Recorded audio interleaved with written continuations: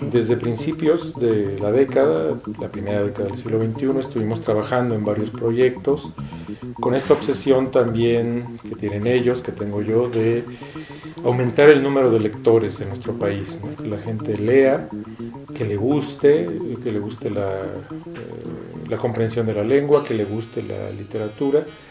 Y en ese contexto estábamos trabajando mucho entre 2001, 2002 y 2007, estuvimos trabajando mucho.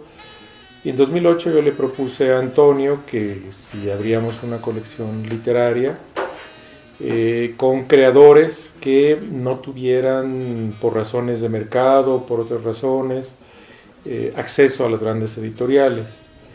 Y él recibió con mucho entusiasmo la idea y nos dimos al trabajo de darle forma.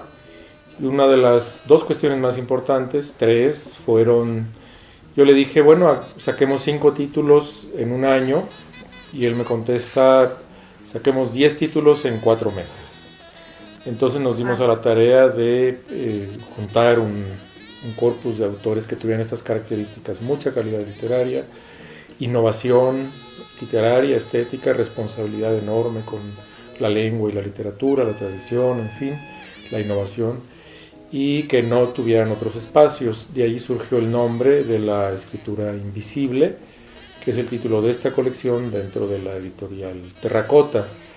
Lo que ha pasado es que el nombre Terracota es tan bello, tan eficaz, tan cromático, que a veces olvidamos el nombre de la colección. Y el tercer punto, primero los autores, luego el nombre, el tercero el diseño, la maqueta. Ha sido un espléndido trabajo, el juego de la portada, donde está un elemento que normalmente sería de segundo orden, que aquí pasa al primer orden, el código de barras, como parte de la estética. A mí me parece un gran acierto y le ha dado personalidad a la colección. Encontramos en ella voces valiosísimas que no encontramos en otra parte, o que sí han sido publicadas fuera del país, pero que no están tan presentes o no habían tenido un espacio tan importante en México. Tiene varias vertientes. La colección puede ser muy interesante también para aquellos que quieren ver rescatados autores o textos que no se conocían. Por ejemplo, la colección empieza, el número 1 es Retales, recopilación de Juan Rulfo, quien a su vez había hecho un rescate de 17 textos y 17 autores allá por los años 60, la mayoría de ellos totalmente desconocidos en México. Algunos de ellos han empezado a ser publicados, los autores que Rulfo conocía en los 60 han empezado a ser publicados en el siglo XXI, es decir, 30, 40 años después. También el segundo título, La heroína mexicana, es una novela brevísima, muy interesante porque podría ser la primera novela mexicana o la última novohispana. El editor Francisco de Paula Urbizu la lleva al censor virreinal todavía en 1809. Y en ese umbral de época la censura la rechaza, pero veamos el título, Heroína mexicana, ya lleva una carga enorme de independencia literaria. Y también tenemos antologías. El tercer título es infidelidades.com. Ahí participa mucho el entusiasmo de Mariví Cerizola como antologadora, y es una reunión de voces cuentos sobre el tema de la infidelidad, y es muy enriquecedora la variedad de voces que tenemos. Simultáneamente el diseño ha estado permitiendo que en cada portada haya una fotografía que también en varias ocasiones ha correspondido a gente, jóvenes fotógrafos que por primera vez ven en un tiraje reproducida 1000 veces públicamente su fotografía. En ese sentido ha sido una combinación muy buena. Y autores que realmente publican por primera vez, aunque ya tienen una larga trayectoria como grandes lectores, en fin, pero no habían tenido la oportunidad de ver publicadas sus obras. Pues en ese lapso tan breve, que era un desafío fascinante, de 4 meses, 5, 6 presentarlo, tener en prensa ya en 4 meses 10 títulos y presentarlos en 2 meses más, es decir, en medio año tiene que cumplirse todo, pues yo invocaría una frase de Borges que dice: la literatura me ha deparado un amigo.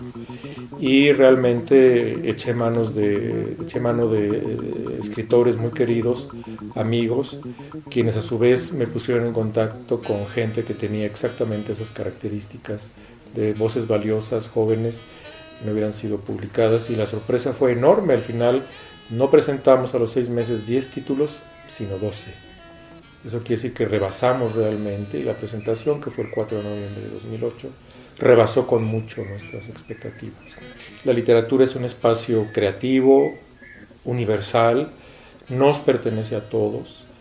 Entonces hay una tendencia muchas veces, el mercado, a veces en el mundo académico caemos en eso, pero sobre todo es una cuestión publicitaria, comprensible, de privilegiar a un grupo de autores sobre los cuales ya ha habido reflectores, lo cual implica capital simbólico, plusvalía simbólica, fama. La fama es eso finalmente, capital simbólico acumulado, y entonces eso significa que muchas voces muy importantes no son conocidas, ¿no? Y en ese sentido entonces es un esfuerzo realmente por la literatura, no porque no haya gran literatura en los autores con grandes reflectores, pero no es la única definitivamente.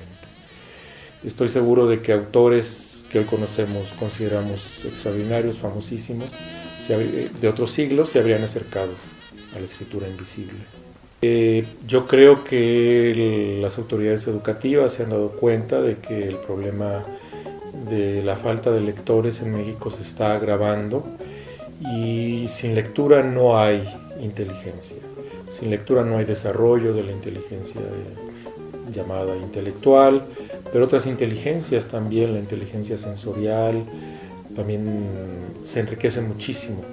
Y entonces yo detecto esas campañas como efecto de una conciencia repentina y alarmada de que tenemos que hacer algo con mucha urgencia. México es un país muy rico en lectores, en autores y en creatividad, y no tiene por qué dejar de ser un país también muy rico en lectores. Entonces Terracotas se está consolidando su tradición como una editorial que hace libros para apoyar.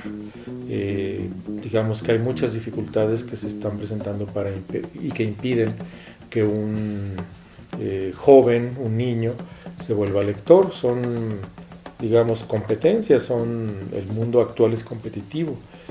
Y entonces, en el tiempo libre, que es el tiempo de la lectura, cada vez hay más distractores o seductores, también se puede decir, ¿no?